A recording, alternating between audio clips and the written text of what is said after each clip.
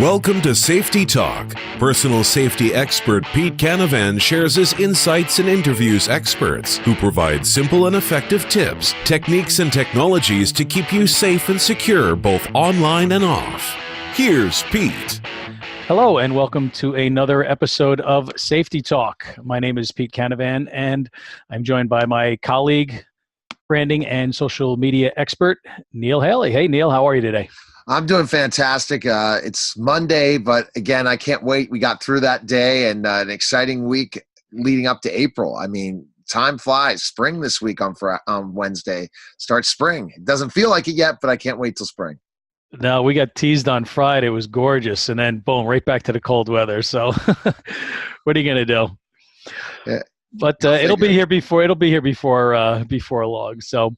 What we're going to start out first with is I like to try and start out with some of the safety news from this past week. And unfortunately, we've had multiple tragic events that have happened this week. I mean, obviously, the first and most disturbing were probably the shootings at the two mosques in Christchurch, New Zealand. Very, very sad. And our thoughts and prayers go out to all of those people and their families. And, you know, unfortunately, it's the cowardice and the desire to demonstrate to the world at large that nowhere is safe. And that was on full display there. Without thinking about situations such as this before they occur, there is really no way for us to be prepared.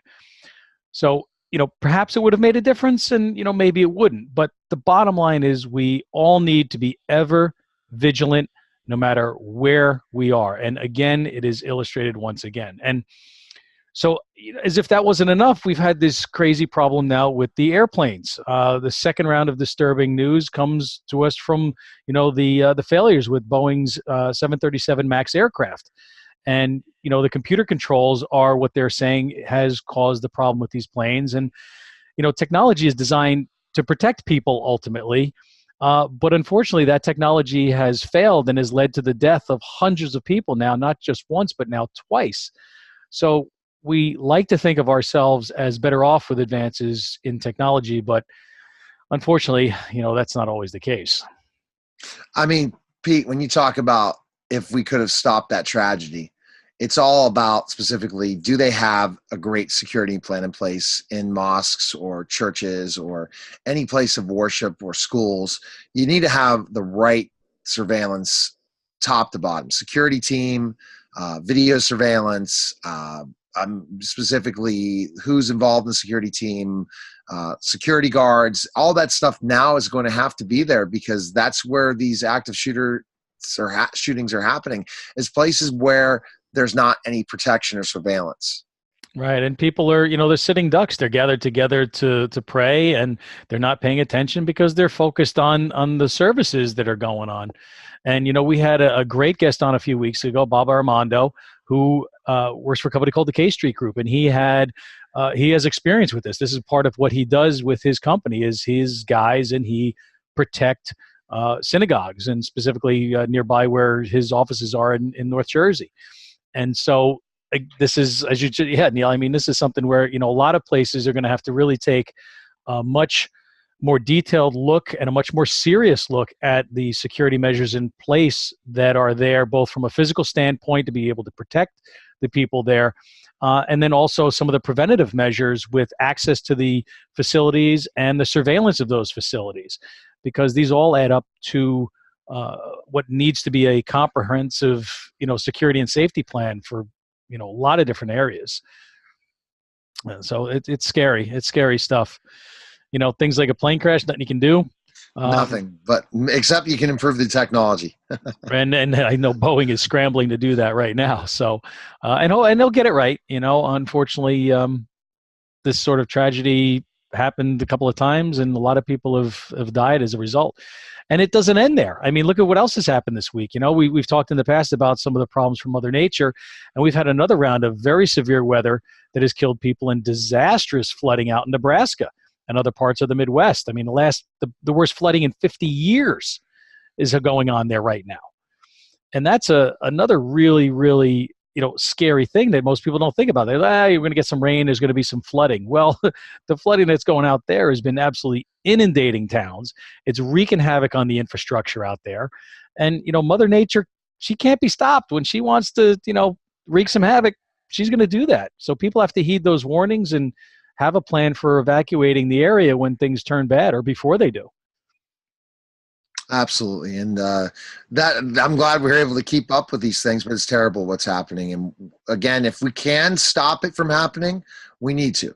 Increasing technology, having the right safety measures in place to test those things so that things like Boeing, but again, the only thing I think we can't blame is Mother Nature, unless we are thinking it's global warming, but we're not going to have that conversation on this show. But again, it's more of a process of research and development scientifically, looking at things and looking at patterns and figuring out what's the best fit. Yeah, because nature and Mother Nature's also going crazy. There's a tropical cyclone that just hit the people of Mozambique, Malawi, and Zimbabwe this past week. Killed people, destroyed homes. And, a lot of this information that I pull from is on my Safety Talk podcast website. It's a news aggregator site as well as a website that lists these episodes of our Safety Talk podcast. There was something that came across today when I was going through and reviewing the site. There was a gunman on a Dutch tram who killed 3 people. Yet another violent outburst by a lone individual. Yeah, and that happened today. 37-year-old Turkish man. They locked all the schools down in the area. 5 other people were injured. And as I last checked, the guy was still on the loose. They were looking for him. So all of these things have one thing in common. And that leads me to introduce today's guest.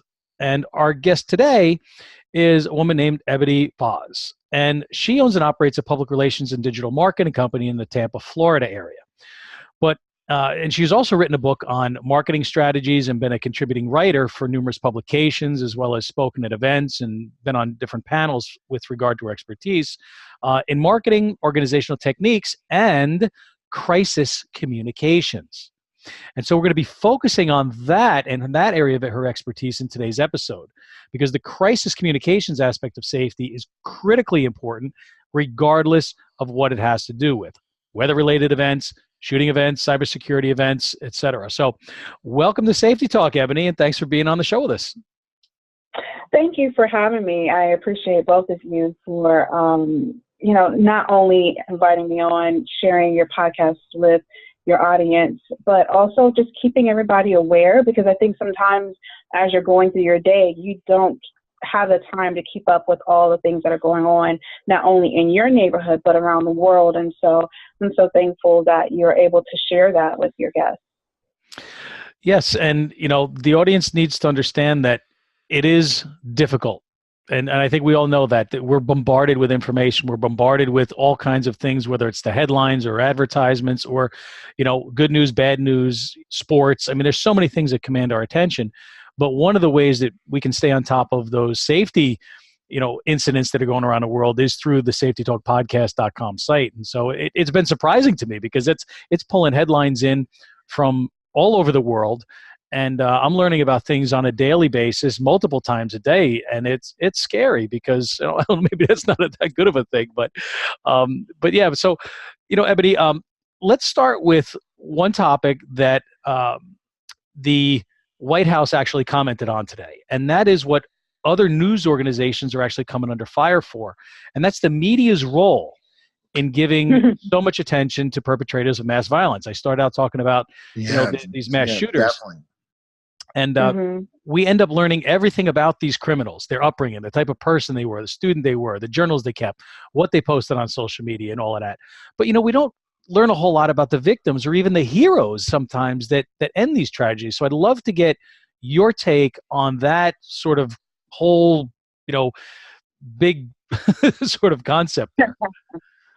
Yeah. So, the thing about it is, having been on the side of understanding what an editor wants and what a news organization wants, it is all about the story and what is a bigger story. Is the bigger story the hero or is it the villain? And, it's sad to say, but villainizing people, whether they did the act or not, is the bigger draw. People are looking for drama. They're not really looking for the happy stories anymore. As much as people want to say that they want happy stories, that's not, because the newsroom you can tell when you can't find out about what's going on with your local food drive or your local blood bank drive, but you can find out, about the predators that are located within your area. You can find out about other incidents that's going on with Twitter. I was reading the Wells Fargo CEO and how he was facing some of the criticisms for his hearing conversation publicly. People want to hear the drama more than the good news, and I don't know what that says about us as individuals and humanity right now. It sells. And I think that's the bottom line is, bad news sells papers and magazines, Definitely. web subscriptions, than good news.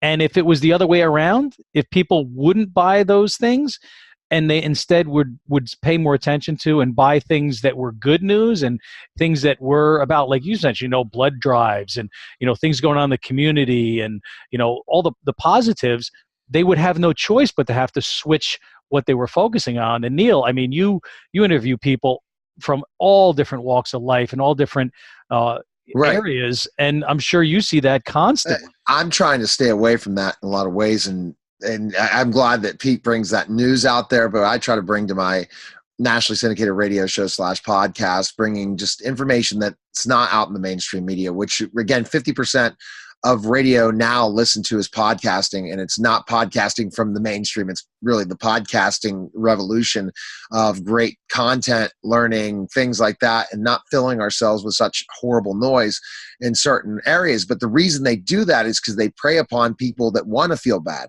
about themselves. They want an empathy so that they just continue to just leech them, bring them in. So that's what I see. And Ebony, I don't think that will ever change because, again, controversy and disagreements and arguments sells.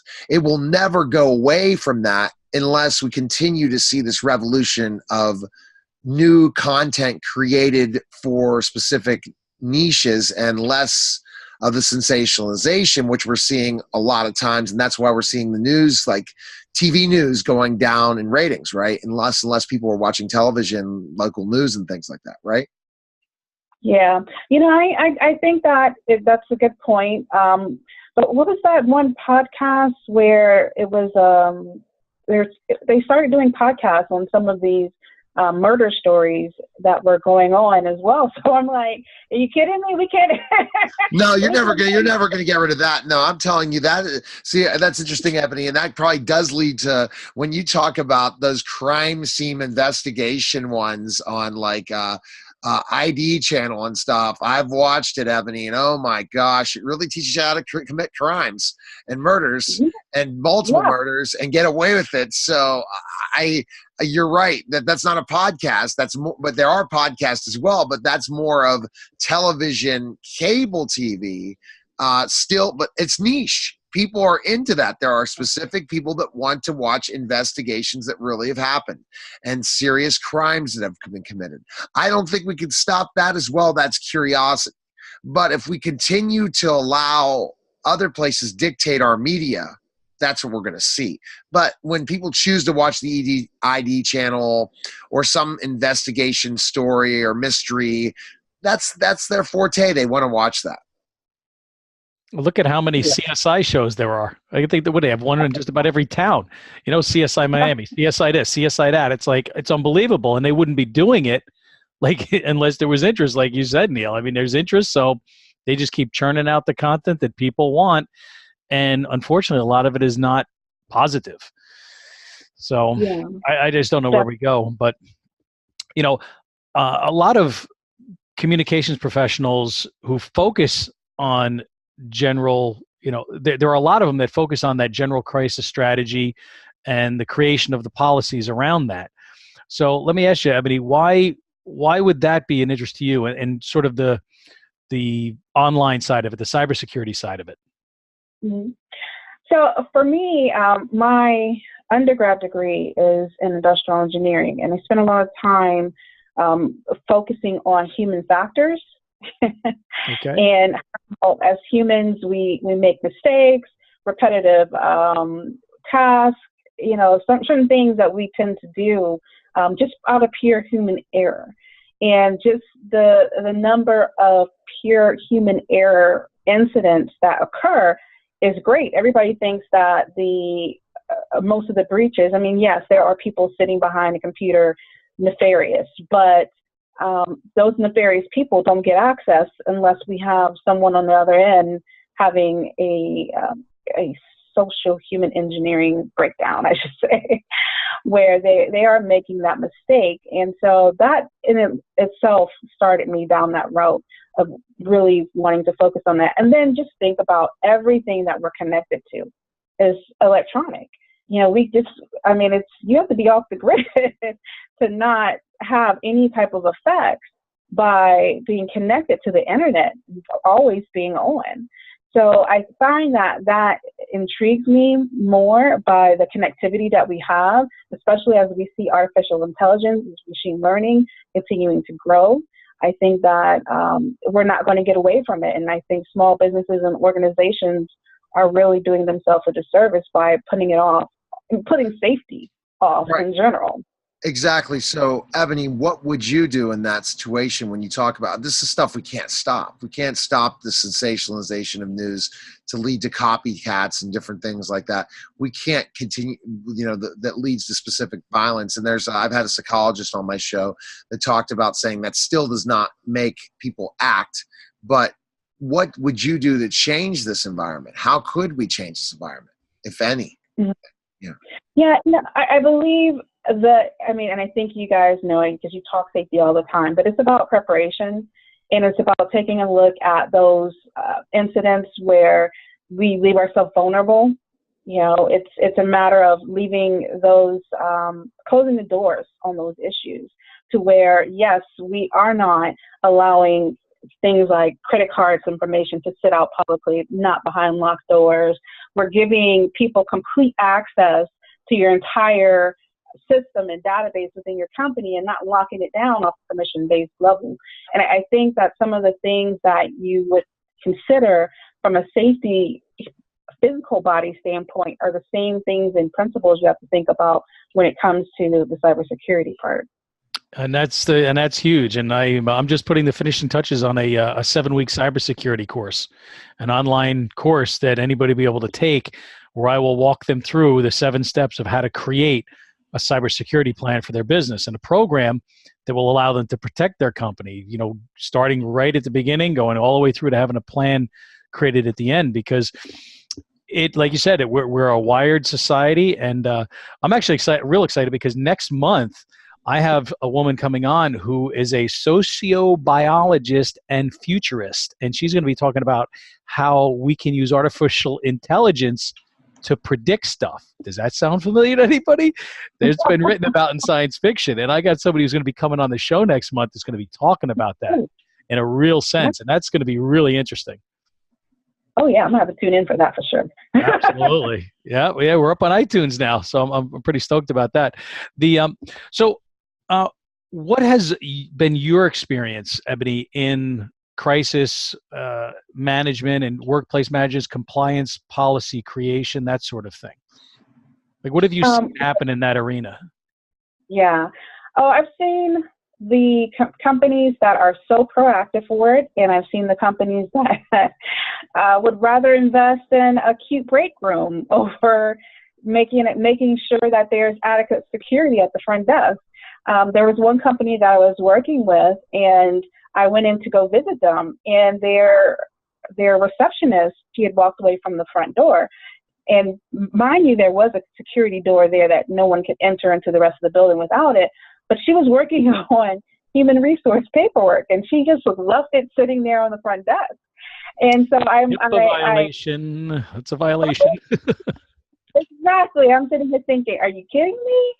And so she finally comes back, walks me back to the executive, and they're like, so where do you want to get started? I was like, well, let's start on the front desk.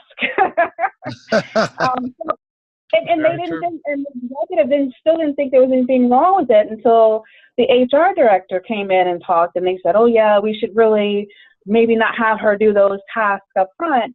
But I found that some of the companies that think that they mapped out an action plan, it's so incomplete that they're not pulling in every sector. Like they're leaving out the maintenance crew. Are you kidding me? These people have 24/7 access. How are you not bringing them into this conversation about your data and your safety, and making sure that whoever they bring in to clean windows from externally or to paint walls, put up drywall, whatever, is following certain security protocols? Right. So You've got to have a way that you can know where these people are, know, what they're doing, where they're at all times. And there are some technologies that I'm working with a company right now that enable you to do that, where they have location monitoring. So if somebody leaves an area they're not supposed to be in, Right. it'll trigger an alarm right to, a security desk. And it's going to say, hey, this badge is not within the confines of these 3 areas. It's been, designated to be okay. They're somewhere they're not supposed to be. And, people think, oh, do we really need that? Yeah, you do. Because the more sensitive, the company, the more detrimental it would be if stuff was stolen, whether it's somebody who's looking to grab something and gain some sort of competitive advantage, or to take your competitive advantage away from you by compromising your process or your data, or learning, maybe something proprietary that you have that they can now duplicate. So, there are so many different threats to businesses today, and the cybersecurity aspect of it is so vast that one of my goals is to be able to, with this course, is to take it down a notch, and so that people who are non-technical will be able to completely understand it. And we had a guest on here a few weeks ago who was fantastic, who wrote a book on this, and that's exactly what his book does. Is it helps executives understand the ways that cybersecurity touches all these different aspects of a company, and how it's different from just the IT side of it, because it has to be, they can't be one and the same. One's protecting what the company's doing, the other's creating stuff for the company, and they can't be the same. That's a direct conflict. And so there's I can talk about cybersecurity all day, but Yeah, definitely. And you both have some of that. You definitely have that experience level. Question I ask is, when you're looking at, specifically protecting yourselves when it comes to cybersecurity, different things like that, Ebony, what do you talked about starting, first of all, how they're protecting themselves in the company from just having information out there.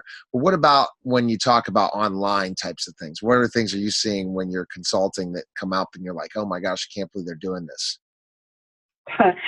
Well, so we're finding that some organizations, even let's say 1099 employees, independent contractor employees, they're not locking down access to them. Some of them are remote logging in to systems, and they have more access than what they need.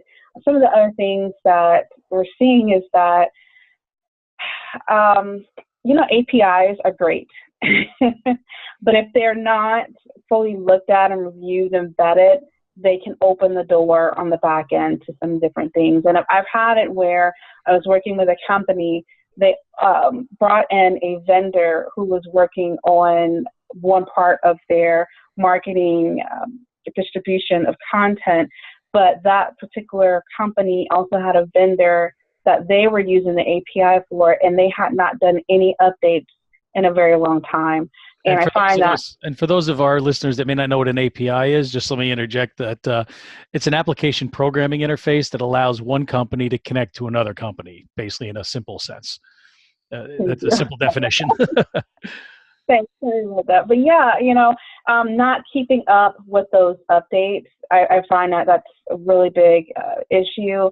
And then just in general, when we talk about just overall about safety, people are not running simulations. So what happens if we have to stop using this one particular software and have to go to a manual process, which has happened because a lot of companies, this server goes down, we need to keep working, let's just keep working, and we'll do something offline. And then when we find out is they're doing this offline, they're processing payments offline, they're doing other paperwork offline, and they're not using the proper security measures to go along with it. Right. So for me, my focus is a lot on, I go for what I call prepare, response, and restoration, crisis management program and a policy plan. So when we're going through this, we're walking through all the simulations, but it's not just about what that situation is, but the actual decision-making process that goes beyond it. Because sometimes people think if it's not this situation and not this situation, well, what do I do? In those seconds of what do I do, and then let's have 20 meetings to figure out what we do, Mm-hmm. The issue becomes even bigger. And it becomes beyond what we can control internally. It becomes an external issue, and where they're calling me up and saying, now we need to deal with the media and our customers, et cetera. So when an incident happens, do you have some tips that maybe you could share with our listeners that would help those businesses get through that crisis, whatever that crisis happens to be? Mm-hmm, sure. So like I said, I tend to focus on, I think, from the 3 pillars. So if a crisis has already started and you have not done any preparation, the biggest thing is that you have to know what the issue is first, and then move into resolution. Sometimes people think, well, I have time to figure out what the problem is or how it began, but you really don't. You have to move into resolution, whether it's a Band-Aid or a permanent fix, but you have to move into a resolution type of response. And when you're doing that, you're constantly having to find out, like, what are the different ways am I going to put this messaging out? Am I messaging my people in the same manner that I talk to them normally? Because sometimes people think, oh, we had a breach, I'm only going to put this on our website. But you normally call people, you normally send emails, you normally send mail outs. Why isn't that part of the process? So you have to go back and take a look at every single way you're communicating people with on a normal basis. You have to take a look at how long it's going to take you to prepare and see how you can move up that preparation for your external conversations and messaging that's going to go out.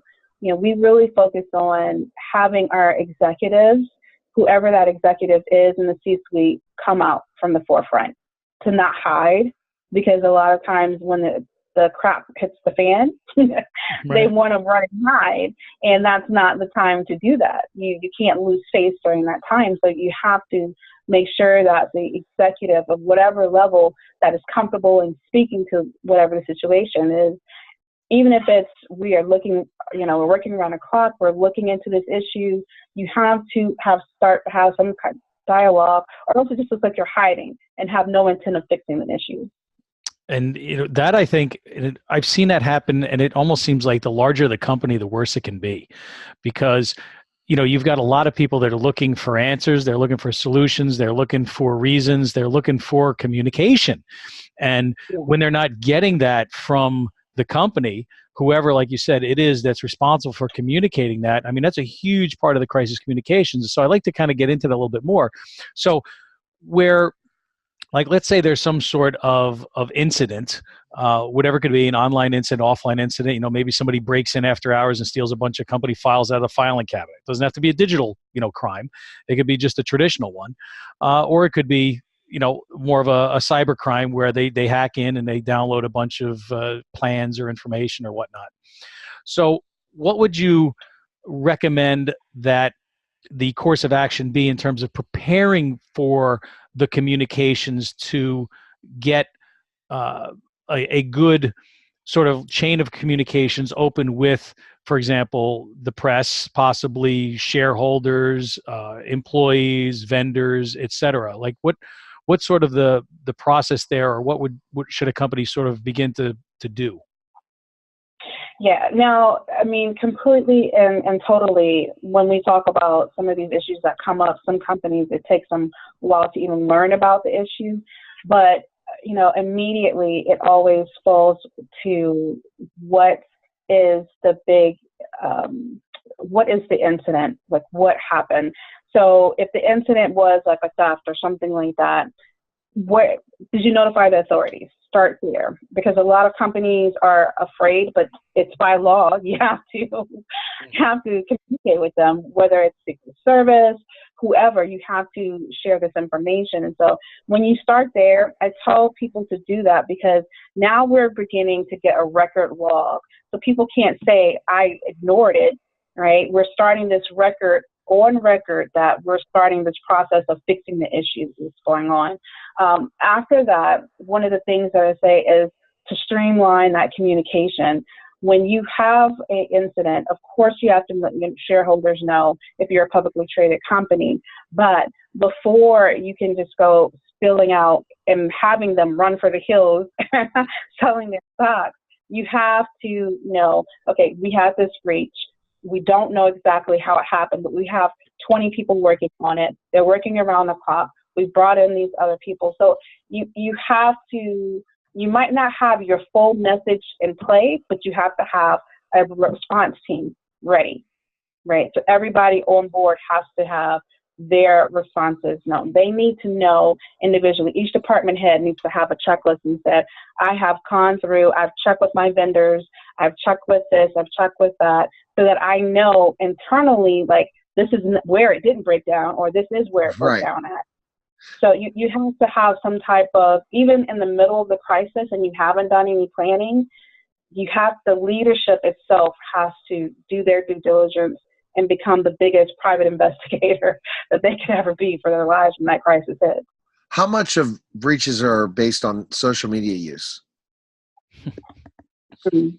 Now, I don't have that number off the top of my head. Like, I know about 200, like, retailers don't know that they've had a breach for about 200 days. But wow. As far as the social media ones, I don't have that percent off the top of my head, but I do know every time I get together with some of my InfoSec groups, it comes up because a lot of companies are now wanting to limit how their employees use social media at their job, just because of, I hate to use the Facebook word, but we're going to use Facebook, and how Facebook and Google monitors people's traffic within websites. So a lot of companies that are especially working on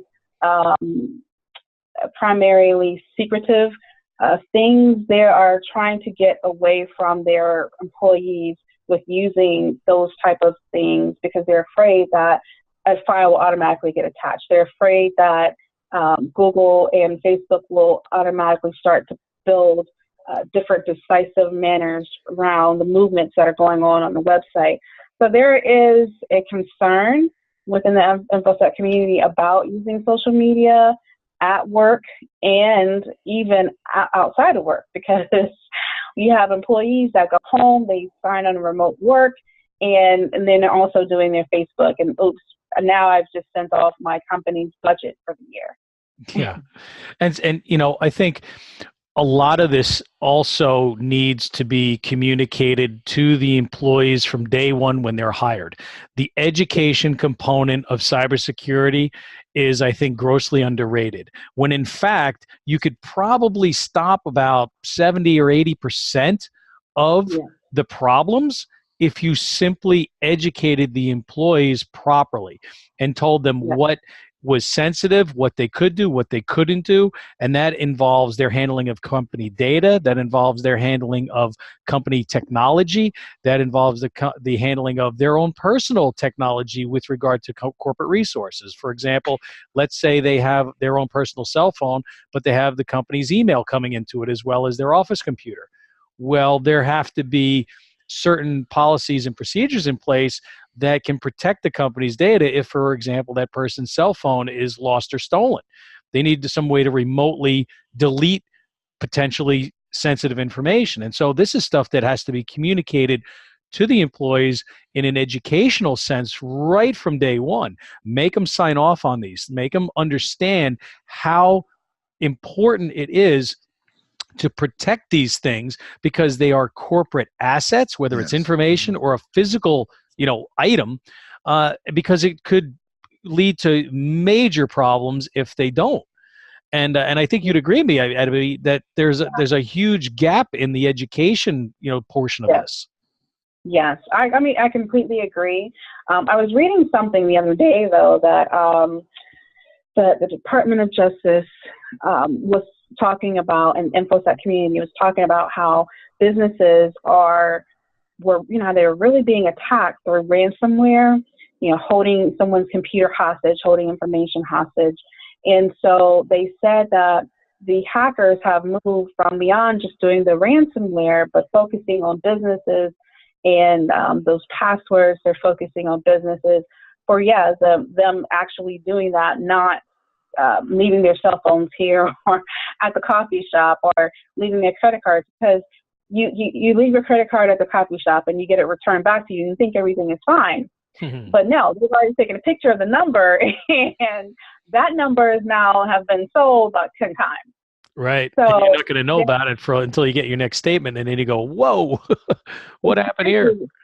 Exactly. So they're saying that, hackers aren't going for individuals as much as they used to, but that they are focusing a lot more on businesses and businesses that are not educated. And so that's why it's good that, professionals like yourself and myself and our colleagues are going out and they're speaking to these businesses, because they're not prepared, especially a business that has 50 or less employees. They don't understand that they need to get these things in line. They need to educate their employees, because the education part is what keeps the issues from going forward. I mean, now companies are putting little taglines that in any email that comes in that says this email came from an external location. It did not come from a company. So it's those little things like that, those little steps that we continue to educate and continue to share information, hopefully within good communities, that we can start to combat some of these hacks. Yeah, and small businesses don't have the budgets of larger companies, and I think a lot of small business owners don't believe that they have much to worry about, because they think, oh, I'm a small company, I'm only doing, a couple $1 million a year or whatever, and why is somebody going to waste their time and their energy and their effort trying to come after somebody like me when there are a lot of bigger fish out there? But what advice would you give those businesses that may not have the resources or even the knowledge to know where to begin to protect their data? Yeah. So I think that a lot of businesses, they need to tap into, I would start with the local university, because a lot of the local universities are opening up sessions and little mini classes and little workshops so that the local community can begin to understand what's going on within cybersecurity. I know here in Tampa, our universities that are here are doing that, in colleges, and I've read about other areas that are doing the same. That's I would great. also, and I mean, the education system for secondary or higher education system is really doing more things for public than they used to before. The other thing I would say is for organizations to actually contact their local police department, their local sheriff department, because you'll be surprised how many times they're running these workshops throughout the year talking about this. And it's amazing how some of the information, it's like you don't know what you don't know, and you don't know where to go, but sometimes you have to just stop and ask someone, even if it is a cybersecurity person, because I found that there's a lot of people within the community are very willing to share information, because the problem is all the bad news in the paper takes up all the ink, and you get a hard time finding the stuff like that. Like there's little thing here saying there's a workshop, but all of these headlines, you can't find it. Ebony, what have you learned most from your job in consulting that you would never have thought about when you go in and try to investigate and take a look at what the business is doing and what they're doing wrong? What surprises that you didn't expect from going in and checking out some of these businesses? Oh God, I didn't think that people were so evil. Really? Oh boy, it's true. Isn't that the truth? Yeah, I just didn't think that. I saw a former employee bring down a 900 employee company through their payroll system.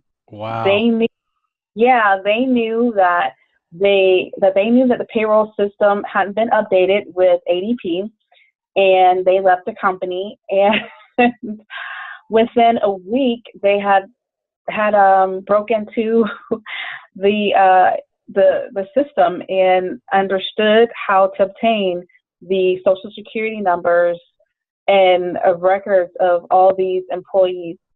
And I don't think that the company knew about the breach 2 weeks later.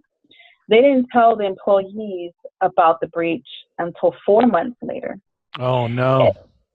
So I'm not really sure who was even more evil, the employee or their company, because well, so for all that time, what they told the employees were, oh, we had a glitch in the system. We're going to be printing checks for a couple of months. And that was their way of locking everything down so that way no one can hack in. But they never told the employees for another 4 months. And so it wasn't until a couple of the employees heard through the grapevine what happened that they turned around and they lodged a lawsuit against the company. I was just going to say, I know you're not an attorney, but I'm sure that's grounds for a lawsuit right there.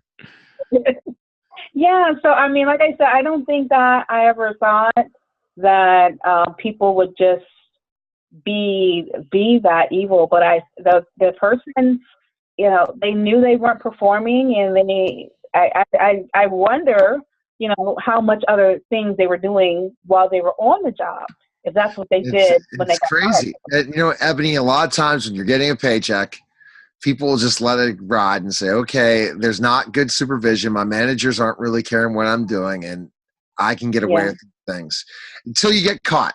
Just like which Back in the Future was it that Marty McFly got caught, and you know, because he's basically tried to take out cybersecurity and was caught. So you never know, like where he was trying to win one over the boss. But at one point in time, someone like Ebony's going to find out on you, right? So people listening right now, watch out. You think you can get away with stealing from your company or allowing people to come in the back end? You're going to get caught at one point, right, Ebony?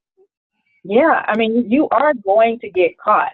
I mean, it does. I've seen it where it was like the company waited and they just, I mean, I've seen some things. Like I said, I don't think I thought that people would be so evil. And I do think that. Which is really sad. I mean, it's sad to have to even consider that or even say that, but it's true. To think that. And I know, and it's you know, I tell like my husband, our friends, I'm like, turn off your Wi-Fi when you're in public and Bluetooth and all of that, because people are just nefarious. And I don't think that until I really started to focus on the security aspect and even compliance from even a physical compliance security aspect. And then once I started getting into that, I thought, man, it's wild. You have to turn off the news just from what we read as professionals. So you just mentioned, like, you talking to your husband and some friends about it. So let's, you know, take a look at it from an individual, from a consumer perspective. That, you know, what would you recommend that a person should do if they feel, for example, that the organization they work for, or maybe one that they've done business with, has leaked their information, you know, or have been compromised and it's been leaked? What should that person do? Yeah.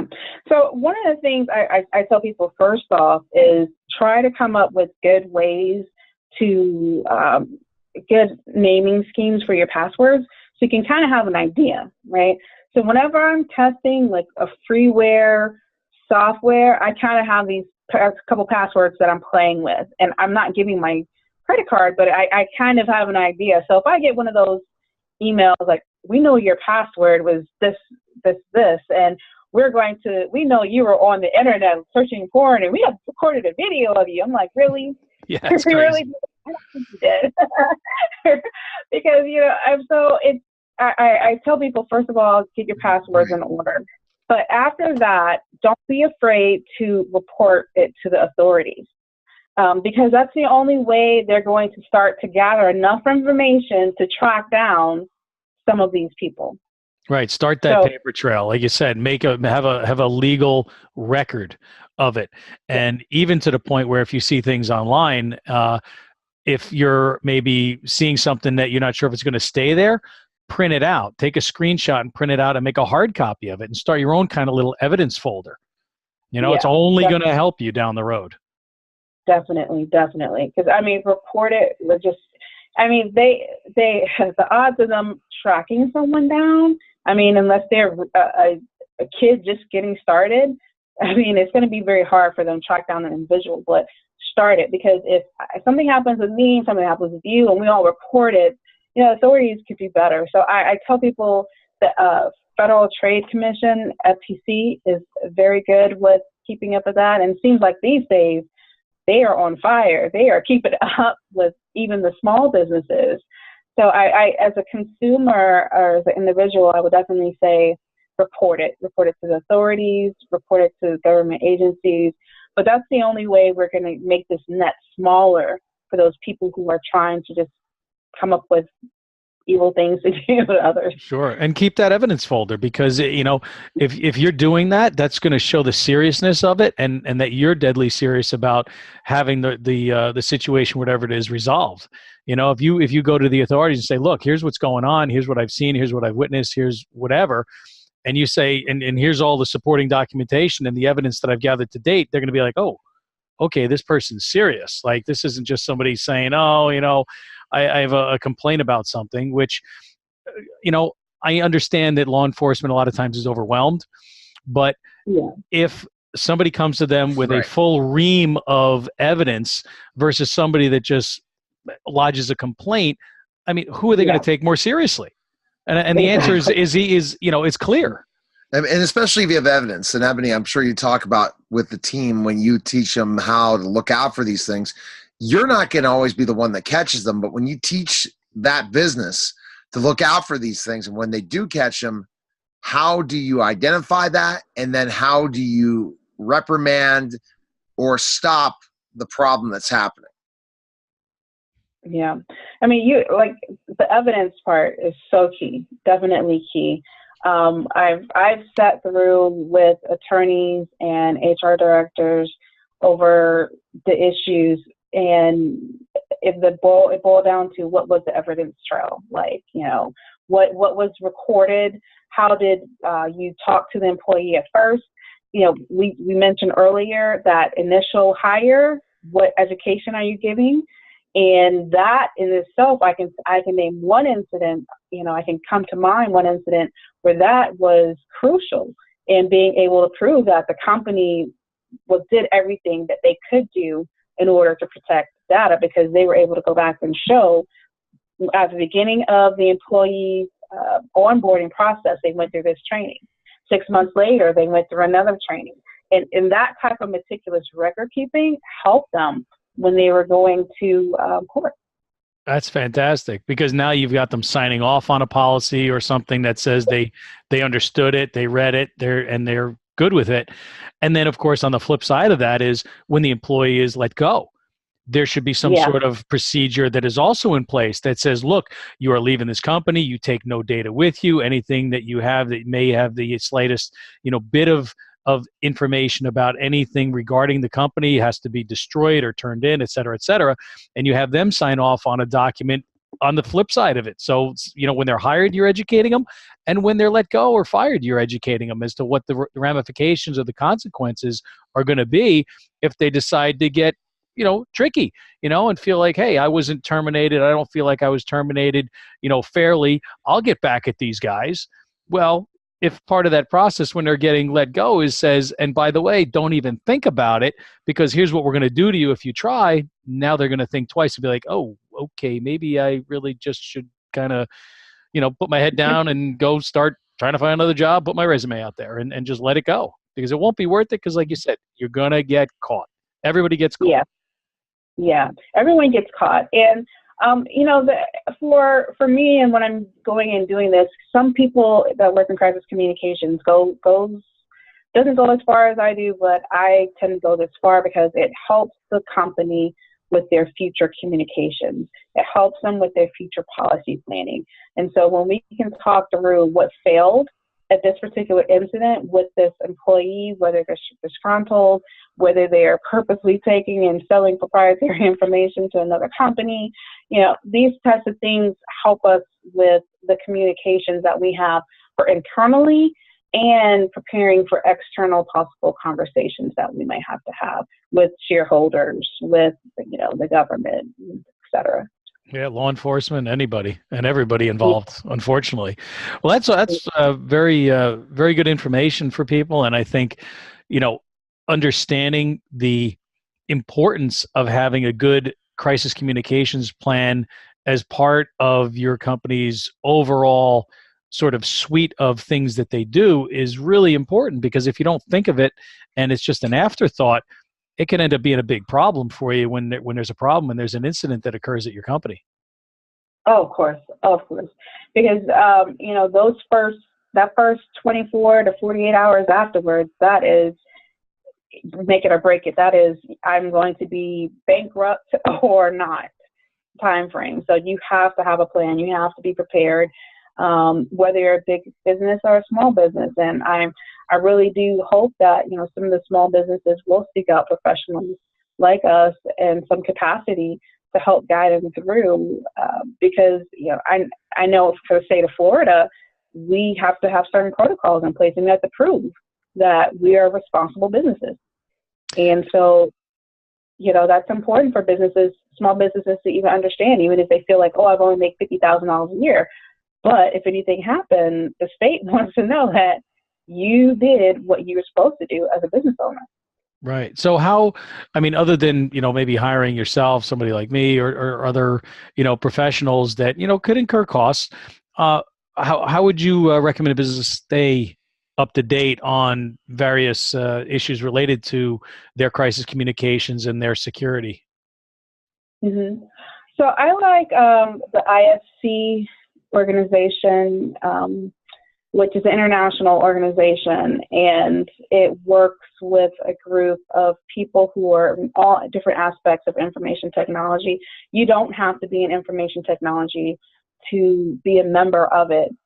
Additionally, depending on what area of commerce you work in, what industry or market, you could join InfraGard, which is a organization that works hand in hand with the Department of Justice, the FBI, Secret Service, etc. And it's a community that focuses on the infrastructure and making sure that America's infrastructure is healthy. And so if you're in certain markets, you can find your niche and path within that group as well. So InfraGard is another group.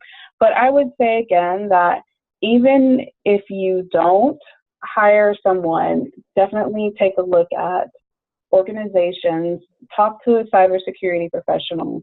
A lot of them will give you just basic information. They may not give you their secret sauce, and no, because then we'd be out of business. Exactly, documents. They can give you a place to go to, and definitely just stay in contact with the local education system within your area, because I found that they host more events, and the local sheriffs host more events than most people realize. No, that's great information, because you just have to be a little bit proactive and seek things out. And speaking of seeking people out, if somebody's interested in learning about you, Ebony, and your services, where can our listeners go to learn more? Okay, so our website is abovepromotions.com. Additionally, I love to connect with people on LinkedIn. So Ebony Vaz, you can find me there as well. And that would be a great way to connect with me, either way, through the website or through LinkedIn. Awesome. You have any last thoughts for our listeners today? I don't think that people want to believe that people are good. And I think that we have to go into this. You can always check out of reality every now and then, but it's not an all the time thing. And I think that people need to understand that life is going to happen, whether it's on accident or someone doing something on purpose, but you've got to make sure that you're prepared, from a safety aspect, physically, securing your financial safety. So I think that you might get fatigued in doing things to protect yourself, but you just got to keep going and have to be alert. Be proactive. Be proactive. Don't wait for something to happen. So, hey, Ebony, thank you so much for being on the show. And we really appreciate your time today.